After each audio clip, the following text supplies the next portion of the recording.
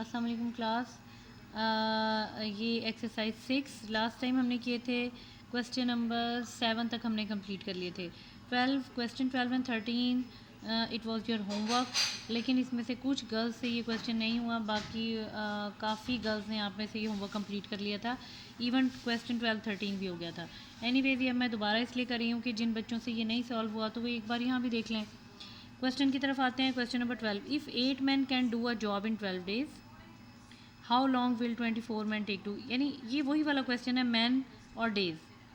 जैसे मैंने आपको लास्ट लेक्चर में एक्सप्लेन थोड़ा किया था, वो कैसे था कि आपके पास जैसे आपने एक वॉल बिल्ड करनी है, तो उसके लिए क्या होगा, अगर हम ज़्यादा आदमी लगाएंगे तो कम दिनों में काम ख़त्म होगा, कम आदमी लगाएंगे तो ज़्यादा दिनों में काम होगा। ये क्या हो गया, इन्वर्स वेरिएशन।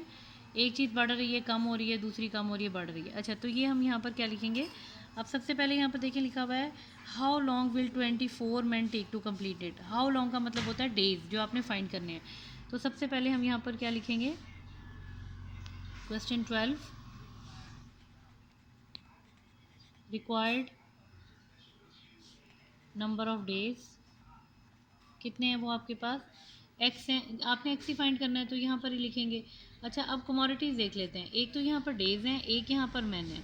फर्स्ट लाइन में आपको यहाँ पर कहा हुआ है 8 men can do a job in 12 days, 8 men can do a job in 12 days। आगे लिखा हुआ है हाउ लॉन्ग 24 men, तो मैन कितने हो गए यहाँ पे 24 और ये हो गया एक्स। ये मुझे आपको ज़्यादा समझाना अब इसलिए नहीं पड़ेगा क्योंकि लास्ट लेक्चर अगर जिन बच्चों ने बहुत ज़्यादा ध्यान से या एटलीस्ट एक बार भी उन्होंने देखा है तो दोबारा उनको समझने में मुश्किल नहीं होगी। अच्छा, अब एक तो ये इन्वर्स वेरिएशन है, ये आपको पता चल गया। फर्स्ट एरो आपको पता है, यूँ लगता है इन्वर्स में दोनों एरोस के साइड्स चेंज होती हैं। अब इसका क्या मतलब होता है, पहले यहाँ पर हम कोट करेंगे, मेंशन करेंगे, दिस इज इन्वर्स वेरिएशन। सो हम क्या करेंगे, देखो यहाँ पर, देखिए यहाँ पर एक्स जहाँ से स्टार्ट हो रहा है टिप है x/12, और यहाँ पर हम क्या, हमारे पास क्या बनेगा 8/24। ये चीज़ आपने ध्यान में रखनी है। ये जहाँ से ये एरोज इसीलिए चेंज किए जाते हैं कि जहाँ से ये स्टार्ट हो रहा है वो वाली वैल्यू आपने ऊपर रखनी है। 8/24 हो गया। अच्छा, अब इसके बाद यहाँ पर आएगा बाई क्रॉस मल्टीप्लाइंग। अब क्रॉस मल्टीप्लाई करेंगे, बाकी सारा सेम वही क्वेश्चन है जैसे हमने पहले किए थे। क्रॉस मल्टीप्लाई से क्या होगा, x into 24 that is equal to 8 into 12। नज़र आ रहा है आपको क्लियर। यहाँ पे आ जाते हैं, x is equal to 8 into 12 over 24, 12 1 12 2 2 1 2 4। ठीक है, x की वैल्यू आपके पास आ गई 4 डेज। ये आंसर है, जैसे आपको पहले कहा था बॉक्स बना लें। ठीक है, तो ये अब क्या क्वेश्चन आपसे पूछा था, अगर हमारे पास 24 man, how long will 24 man take to complete it. तो 24 मैन अगर हम लगाएंगे तो कितने काम दिन में काम ख़त्म हो जाएगा, सिर्फ 4 डेज में। लेकिन जब हमारे पास 8 मैन लगे हुए थे तो 12 डेज़ में, बहुत ज़्यादा दिनों में काम जा रहा था। जब हमने काम मैन ज़्यादा कर लिए तो काम जल्दी से 4 डेज़ में कंप्लीट हो गया। ठीक हो गया, सिंपल रूल है ये। अब आते हैं हम क्वेश्चन नंबर 13 पे। अब क्वेश्चन 13 में देख लें, वो भी इसी तरह का क्वेश्चन है, लेकिन इसमें थोड़ी सी एक चेंज है। If 6 men can do a piece of work in 20 days, simple सी बात है। पहले हमने फाइंड क्या करना है, हाउ मैनी एक्स्ट्रा मैन, यानी अब यहाँ पर हमने मैन फाइंड करने हैं।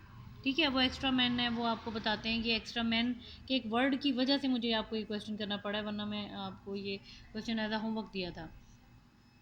अच्छा, तो ये अभी हमारे पास, चलें स्टार्ट करते हैं। तो यहाँ पर अब सबसे पहले हमें क्या फ़ाइंड करना है, यहाँ पर आ गया हाउ मैनी एक्स्ट्रा मैन, यानी हमें क्या फ़ाइंड करना है, रिक्वायर्ड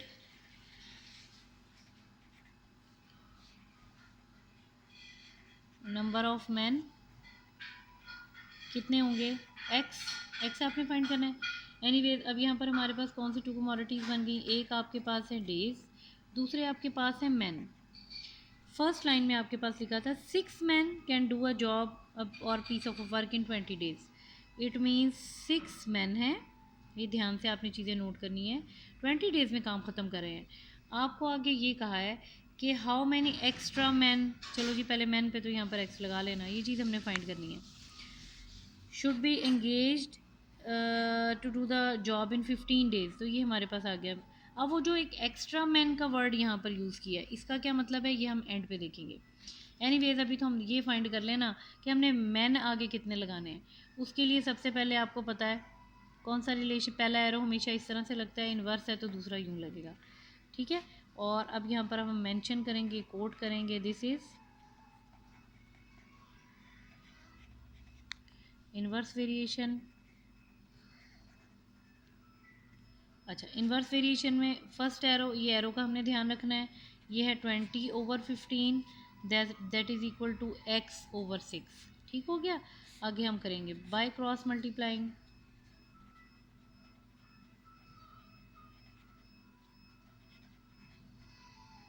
क्या बनेगा बाय क्रॉस मल्टीप्लाइंग से? 20/6 that is equal to x/15। x आपने इधर ही रखना है, हमने x की वैल्यू फाइंड करनी है।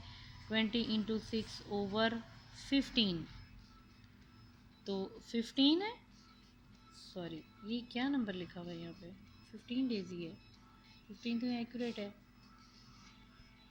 ओके, अब आगे सॉल्व करते हैं। 3 2 6, 3 5 15, ठीक है। 5 1 5 4 4, अब ये आपके पास x that is equal to 4 × 2। यहाँ तक समझ आ गई आपको? अच्छा, अब आगे करते हैं। ये हमारे पास x कितना आ गया, ये आ गए 8 मैन। यहाँ तक समझ आ गई। लेकिन क्वेश्चन हमारे पास ये था एक्स्ट्रा मैन कितने लगाएंगे, यानी अभी कितने आदमी काम कर रहे हैं? 6। आपका आंसर क्या है? 8 मैन है, 6 ऑलरेडी काम कर रहे हैं, तो एक्स्ट्रा आपको कितने लगाने पड़ेंगे? 2 मैन और लगाने पड़ेंगे। तो ये एक छोटी सी लाइन है जिसके लिए आपको यहाँ पे लिखना पड़ेगा, ये मैं साइड पे लिख रही हूँ, ठीक है, वरना मुझे पेज आगे टर्न करना पड़ेगा। तो अब यहाँ से देख लें, इसके बाद नीचे, इसके बाद आपने नीचे जो काम करना है वो मैं यहाँ पे लिख रही हूँ। तो यहाँ पर हम लिखेंगे एक्स्ट्रा मैन, ये आपके पास आएगा 8 - 6 that is equal to 2 man. आगे हम एक लाइन थोड़ा सा ऐड कर देंगे, ये हमने क्वेश्चन से ही लाइन लेनी है। उसमें लिखा हुआ था how many extra man will be engage, तो यहाँ पर लिखेंगे 2 extra man are going to engage to complete the job, sorry, in 15 days. ये राइटिंग आप, मैंने इसीलिए, ये वैसे भी मैंने आपको बता दिया क्या लिखा है। राइटिंग से अगर आप थोड़ा सा कंफ्यूज हो रहे हो तो वो आप देख लें फिर, ठीक है। Okay fine. तो ये हमारे पास हो गया क्वेश्चन नंबर 12 एंड 13। अब आते हैं क्वेश्चन नंबर 14 15। अच्छा, अब करते हैं क्वेश्चन नंबर 14। ये इतना, ये मुश्किल क्वेश्चन नहीं हैं, थोड़े से बस लेंथी हैं। एनीवेज करते हैं। अच्छा, अब एक बात ध्यान में ये रख लें, डायरेक्ट और इन्वर्स के क्वेश्चन आपके ख़त्म हो गए हैं। इस एक्सरसाइज में ऐसा नहीं था कि हमने सारे इसी टाइप के क्वेश्चन करने हैं। इन्वर्स की भी प्रैक्टिस हो गई, डायरेक्ट की भी हो गई। अब इसके बाद जो 14 से 18 तक हैं, ये शेयर्स के क्वेश्चन हैं। यानी इंटरेस्टिंग क्वेश्चन है ये। अब ये हम करते हैं, ये थोड़े से ज़रा डिफरेंट क्वेश्चन है। पहले क्वेश्चन पढ़ते हैं, देखें क्या है। A man left saving of 250,000 to his wife, 2 daughters and 1 son है। Find the value of share of each received. यानी कि आपके पास यानी कि आपके पास ये जो एक आदमी है, उसकी डेथ हो गई है, वट एवर, ज़ाहिर डेथ हो गई है उसकी। अच्छा, 2,50,000 की सिर्फ उसने अमाउंट छोड़ी है। अब उसमें कहा आपको ये है कि उसमें वाइफ का भी शेयर बनता है, 2 डॉटर्स हैं, 1 सन है। तो आपने सबकी वैल्यूज़ फाइंड करनी है। देखिए, ये एक जनरल नॉलेज का भी क्वेश्चन है। लाइक आपके रियल लाइफ में भी इसका यूज़ होता है कि अगर किसी के पास प्रॉपर्टी है और बाद में उसकी डेथ होने के बाद किसी आदमी की, उसके बीवी बच्चों को कितना हक देना है, क्या करना है। देखें, हर चीज़ है दुनिया में, अल्लाह पाक ने हर चीज़ बनाई है, जहाँ अच्छाई है वहाँ बुराई भी है। कुछ लोग तो फेयरली आपको बता देंगे, लेकिन इट इज़ नॉट पॉसिबल कि हर कोई आपको फेयरली बताए कि यहाँ ये ऐसे है, ये काम इस तरह होना चाहिए, या ये एक्यूरेटली जिस तरह भी आपको ये अमाउंट्स बताई जा रही हैं। तो बेहतर ये होता है, तालीम का यही फ़ायदा होता है कि आप इस चीज़ में आप जज कर सकें कि दूसरा आपको क्या बता रहा है, आपके नॉलेज में क्या है, और आप एक एक्यूरेट वे पे चल सकें। लाइक पढ़े लिखे और जाहिल इंसान में क्या फ़र्क होता है? देखिए, बड़ा क्लियर सा फ़र्क होता है। आपने एरिया फाइंड करना है गार्डन का, जो पढ़ा लिखा इंसान है वो 2 मिनट में कैलकुलेटर लेगा, पेन लेगा, पेपर लेगा और 2 to 3 मिनट्स में वो सिर्फ लेंथ और विड्थ फाइंड करेगा, लाइक अ गार्डन या वट एवर कोई भी एरिया है, और वो 2 मिनट में 3 मिनट में वो आपको पेपर वर्क पे तो बता देगा कि इस गार्डन का एरिया क्या है, वो लेंथ विड्थ उसको चाहिए। लेकिन जो पढ़ा लिखा नहीं है वो फुट स्टेप्स पे शायद वो पूरा पार्क ही घूमना शुरू कर दे, किनारे पे जाए, दूसरे पे जाए, तीसरे पे जाए, एंड में वो क्या करेगा, अपने फुट स्टेप्स को काउंट करेगा, वट एवर जो भी, ठीक है। तो ये, और चलो वो भी सम हाउ फाइंड कर ही लेगा अपनी, जो भी उसके पास जितना नॉलेज है, लेकिन अब उसमें कितने घंटे लगते हैं, कितने दिन लगते हैं, वो हमें नहीं पता है। तो ये फ़र्क होता है पढ़े लिखे इंसान में और एक अनपढ़ इंसान में। तो इसलिए तालीम, जो कुछ भी आप सीख रहे होते हैं, ये आपकी जनरल जितनी भी आपकी लाइफ, आपकी कॉमन लाइफ चल रही होती है, जनरल इश्यूज़ होते हैं, उनमें ये सब कुछ समहाउ यूज़ होता है। तो इस वजह से इल्म जिस तरह भी आप हासिल कर रहे होते हैं, मोहब्बत से हासिल किया करें, इसको ज़ाया ना किया करें। और ये आपके पास बहुत ही इम्पॉर्टेंट टॉपिक है, ये जो अभी हम क्वेश्चन नंबर 14 करने लगे हैं, 14, 15 ये इसी तरह के क्वेश्चंस हैं कि शेयर्स के बारे में आपको नॉलेज होना चाहिए कि किसी की भी डेथ हो जाती है तो उसमें जितने भी फैमिली मेम्बर्स हैं या जितने लोग हैं तो किसको कितना शेयर मिलेगा। Thank you. अच्छा, अब आ जाते हैं यहाँ पर क्वेश्चन नंबर 14 पे। अब देखते हैं ये हमने इसको पेपर फॉर्म में किस तरह से करना है। देखिए, सबसे पहले हमने यहाँ पे लिखना है a man left saving of, अब जितनी भी उसकी सेविंग थी, तो सबसे पहले हम यहाँ पर लिखते हैं टोटल सेविंग। क्वेश्चन ईजी है, बहुत ईजी क्वेश्चन है। 2,50,000 रुपीज़ या 50,000, 2,50,000। अच्छा, अब उसके बाद आपको ये कहा है कि share of wife, share of wife, तो ये आपने याद रखना है, जो भी प्रॉपर्टी होती है सबसे पहले उसमें बीवी का हिस्सा निकलता है, बच्चों का नहीं निकलता। या उसने जो उधार वापस करना है, कोई डेप्ट है या कुछ इस तरह का, पहले वो दिए जाते हैं। अगर वो नहीं है तो सबसे पहले 8वां हिस्सा, यानी जितनी भी प्रॉपर्टी है उसका 8th पार्ट, 1/8 पार्ट वाइफ का होता है। ठीक है, अब वो हम किस तरह से फाइंड करेंगे, 1/8 इंटू 2, सॉरी 50,000, तो ये आपके पास ये 8 के टेबल पे ही जाएगा और इसका आंसर आता है 31250, 31,250 रुपीज़। तो ये अब मैं 2, 3, 4 के टेबल्स वगैरह से ये सब तो मैं कटिंग नहीं करूँगी, ये आप खुद करेंगे, डायरेक्ट जा रहा है, पूरा पूरा डिवाइड हो रहा है। अच्छा, ये स्टेप करने के बाद अब आपने रिमेनिंग अमाउंट फाइंड करनी है। रिमेनिंग अमाउंट के ऊपर ही आप फिर फाइंड करेंगे कि बेटे को कितना मिल रहा है और बेटी को कितना मिल रहा है। ठीक है, टोटल अमाउंट आपके पास जो थी वो थी 250,000, उसमें से आप माइनस कर दें 31,250। तो ये माइनस करने के बाद आपके पास आएगा 2,180,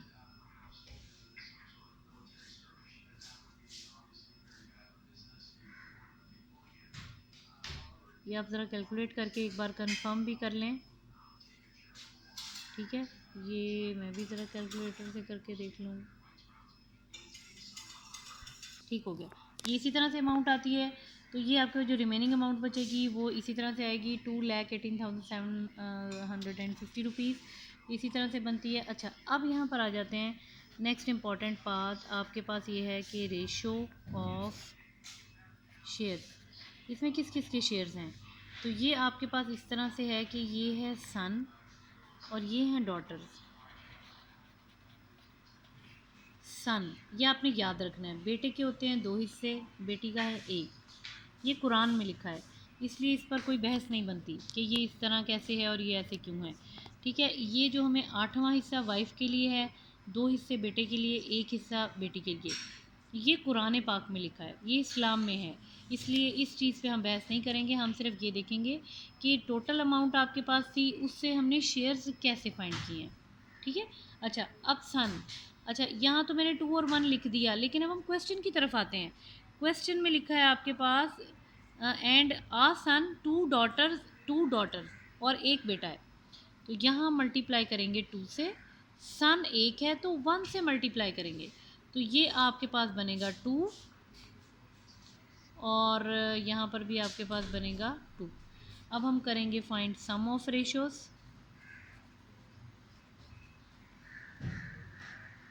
तो ये आपके पास बनेगा, टोटल कितनी बनेगी, सम 4। अब देखें, अब यहाँ पर हम लिखेंगे शेयर ऑफ सन। सन का शेयर कितना बनेगा, पहली बात तो इसके हमारे पास, अच्छा ये 2 हिस्से बेटे के होते हैं तो यहाँ पर हमने 2 लिखा है, ठीक है। नेक्स्ट पे हम आ जाते हैं मल्टीप्लाई बाय, ये हमारे पास 2 था तो ये हम 2 लिखेंगे, डॉटर के लिए भी यहाँ पर 2 है तो हम 2 ही लिखेंगे। अच्छा ये 2 आ गया। अब हमारे पास रिमेनिंग अमाउंट कितनी है, 21,000, 2,18,750, ये टोटल अमाउंट आ गई। और इसको हमेशा किससे डिवाइड करते हैं, ये जो सन और डॉटर की आपने वैल्यूज़ निकाली हैं, ये जो सम ऑफ रेशियोज़ है हमेशा इसी से ही डिवाइड करते हैं, 2 1 2 2। अब ये देखें एंड में इवन नंबर है तो ये पूरा पूरा 2 पे डिवाइड होगा, और डिवाइड होने के बाद यहाँ पे जो अमाउंट बनेगी वो आपके पास आ रही है 109,375, ठीक है। ये आपके पास इतने रुपीज़ बनते हैं, 1,09,375, ठीक है। ये कंफर्म भी मैं करती जा रही हूँ साथ साथ। अच्छा आगे आएगा शेयर ऑफ डॉटर्स, क्योंकि 2 डॉटर्स हैं तो ये हमारे पास बनेगा 2 इंटू, अच्छा अब देखें ध्यान से, ये आगे जितना काम हो रहा है वो रिमेनिंग अमाउंट पे हो रहा है, ठीक हो गया। और ये 4 कहाँ से आया, ये जो हमने रेशियोज़ को सम किया है, ये 2 कहाँ से आया, यहाँ से। अब डॉटर्स का 2 कहाँ से आ रहा है, पहले 2 ये वाला लिखा है, ये ऑब्वियसली नीचे यहाँ पे 4 लिखा है, और उसके बाद वही अमाउंट रिमेनिंग लिखेंगे तो ये हमारे पास बनेगी 2,18,750। ऑब्वियसली इसको डिवाइड करने के बाद वही वैल्यू आ जाएगी 375, इतने रुपीज़ बन गए। बेटे के हिस्से में ज़रा डबल शेयर मिलता है तो यहाँ पर 1,09,375 बनेगी, लेकिन अब ये तो दोनों बेटियों का हिस्सा है, लेकिन हमने फाइंड करना है share of one daughter, share of each daughter या वन डॉटर, कोई भी वर्ड आप यूज़ कर सकते हैं। उसके लिए क्या करेंगे, इस अमाउंट को आप 2 से डिवाइड करेंगे तो वो एक बेटी का शेयर निकलेगा, तो वो हमारे पास अमाउंट बनती है 54,687.5, ये आंसर है, ठीक हो गया। तो ये वाली जो चीज़ है देखें एंड में ईवन नंबर नहीं है इसलिए पूरा पूरा डिवाइड नहीं हुआ, तो एंड में 0.50 में यूज़ करना पड़ा। आप डिवाइड करें यहाँ तक सिंपल डिवाइड हो जाएगा तो वो कोई ऐसा इशू नहीं होगा, तो ये आप करके देख लें। अच्छा तो ये हमारे पास क्वेश्चन पूरा हो गया। एक बार मैं फिर गो थ्रू कर देती हूँ ताकि आपको कन्फ्यूजन नहीं हो। एक आदमी थी, उसकी प्रॉपर्टी थी, वो उसने इतनी लेफ़्ट की, इसी वैल्यू को 1/8 यानी 8th पार्ट सबसे पहले वाइफ का पार्ट निकाला है, ठीक है, यहाँ वाइफ का हिस्सा आ गया। रिमेनिंग अमाउंट यानी टोटल में से बीवी का हिस्सा तो निकाल देना, बाकी पैसे कितने बचे, 2,18,750। अब जो हमारे पास बीवी को हिस्सा देने के बाद जो पैसे बचे हैं उसमें से 2 हिस्से बेटे के थे वो हमने निकाल लिए। वो कैसे निकाले हैं, देखें 2 हिस्से बेटे के होते हैं, एक बेटी का होता है और एक बेटा है और 2 बेटियां, ये क्वेश्चन में मेंशन है। एनीवेज इसको इसी तरह से सॉल्व करते हैं, इनका रेशो का सम निकाल लेते हैं। अब 2 बेटे थे आपके पास तो ये टोटल अमाउंट, ये जो रिमेनिंग अमाउंट है यही हमने यूज़ करनी है। नीचे सम लिखेंगे और यहाँ पर 2 आपके पास सन का जो भी पार्ट आया था वो आपके पास 2 था। डॉटर में भी यूँ ही किया है, डॉटर का कितना शेयर बना था, यहाँ 2 निकला था, आप 2 लगाएंगे, नीचे सम ऑफ शेयर है वही अमाउंट दोबारा लगाएंगे। लेकिन हमें ये कहा गया था कि एक बेटा है और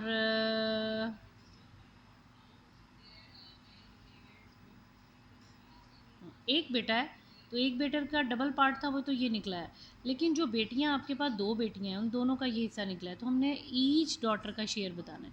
जो भी आपके पास शेयर आया है उसको 2 से डिवाइड कर लें तो ये एक बेटी का हिस्सा आ गया, ठीक है। और इसके अलावा भी अगर आपको फिर भी कन्फ्यूजन हो तो आप उसे दोबारा पूछ लें। अब हम आते हैं क्वेश्चन, अच्छा अब देखिए क्वेश्चन नंबर 15 में, अगेन ये वैसा ही सेम क्वेश्चन है। Mister Latif left a property worth 750,000, 7,50,000. His family had to pay off a डेप्ट ऑफ. अब ये क्वेश्चन उससे थोड़ा सा डिफरेंट क्यों है कि इसमें सबसे पहले आपने उधार भी देना है. 50,000 का उधार निकाल देंगे, रेस्ट ऑफ द मनी, बाकी सारा क्वेश्चन उसी तरह से है. लेकिन यहाँ इन्होंने वाइफ का पार्ट भी नहीं निकाला, डायरेक्ट उन्होंने कहा है रेस्ट ऑफ द मनी, उधार देने के बाद जो पैसे बचेंगे वो आपने 2 सन्स और 1 डॉटर में डिवाइड कर दें. That's it. ईजी सा क्वेश्चन है ये भी. अब ये वाला क्वेश्चन कर लेते हैं. तो यहाँ पर आएगा सबसे पहले प्रॉपर्टी ऑफ मिस्टर लतीफ़. अब ये हमारे पास प्रॉपर्टी थी 750,000. ठीक हो गया. अब यहाँ पर हम लिखेंगे डेप्ट टू बी पेड. कितना उधार दिया था? 50,000 का, वो आपने उधार पे कर देना है. तो यहाँ पर आएगा रेस्ट ऑफ मनी. तो ये आएगा 750,000 माइनस 50,000. कितने पैसे बाकी बच गए आपके पास? ऑब्वियसली 700,000, यानी कि 7 लाख रुपए आपके पास बच गए. अब इसके ऊपर हम बाकी काम कर लेते हैं, ये कौन सा मुश्किल है. अब यहाँ पर आपके पास है जैसे हमने लास्ट क्वेश्चन में आपके पास आपको जिस तरह से हमने किया था उसी वे से करते हैं, ताकि आपका वे चेंज कर दिया तो आपको परेशानी ना हो. अच्छा, होपफुली मैं आपको उसी तरह से लेकर चलूँगी. वेट करें ज़रा 1 मिनट. चलें, यहाँ पर आ जाती है रेशो ऑफ शेयर्स. क्या थी रेशो यहाँ पर आपके पास था? सन्स और यहाँ डॉटर. अब पहले यहाँ पर लिख लेते हैं बेटे के हमेशा 2 हिस्से होते हैं, बेटी का 1 है. ठीक है, इसमें जंग नहीं लगानी. अच्छा, अब आगे चलते हैं. क्वेश्चन अब देखते हैं. क्वेश्चन में आपके पास लिखा हुआ है 2 सन्स हैं. ओके, ये 2 सन्स आ गए. और बेटी कितनी है? 1 है. तो ये आपके पास कितने बन गए? 4, 1, सम ऑफ रेशोज़. जैसे लास्ट टाइम अभी आपने पिछला क्वेश्चन किया, 4 + 1, तो सम कितना बना? 5. That's it. वाइफ का तो कोई है नहीं. तो हम सीधा सीधा बाकी क्वेश्चन पे आ जाते हैं. तो यहाँ पर लिखा हुआ है ईच सन शेयर. कितना बनेगा? 2.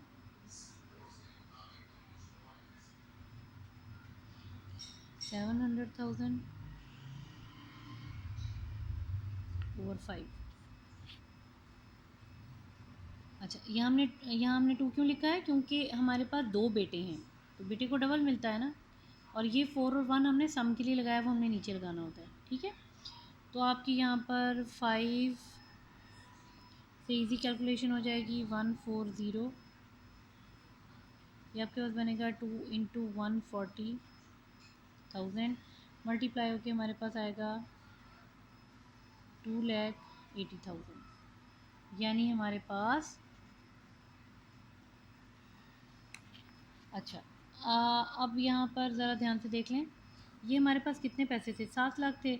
अब 7 लाख में ईच सन लिखा है मैंने. एक बेटे को इतना मिलेगा तो दूसरे को भी तो इतना ही मिलेगा ना. ठीक है, तो ये एक बेटे को मिला है. और इसका करने का थोड़ा सा एक और वे भी है, जैसे अभी लास्ट में हमने किया था. यहाँ पर अगर आप 4 लिख लेंगे तो उसके बाद 4 से आपके पास वो दोनों बेटों का इकट्ठा हिस्सा आएगा. अगर यहाँ आप 4 लिख लेते हैं, जो ये वाला 4 है यहाँ पे लिख लें एक साथ दोनों, फिर आपको उसको 2 पे डिवाइड करना पड़ेगा. उससे ये होगा कि फिर एज एक बेटे का ये वाला, और ये मैंने यहाँ पर डायरेक्ट फाइंड कर दिया है. ये भी गलत नहीं है, ये भी वही मेथड है जो लास्ट वाले पार्ट क्वेश्चन में था, तो उसमें आपने कंफ्यूज नहीं होना. ठीक है, इसमें मैंने एक साथ ही एक बेटे का शेयर निकाल दिया है. तो ज़ाहिर है 2 बेटों का होगा तो उसको डबल कर लें. अच्छा,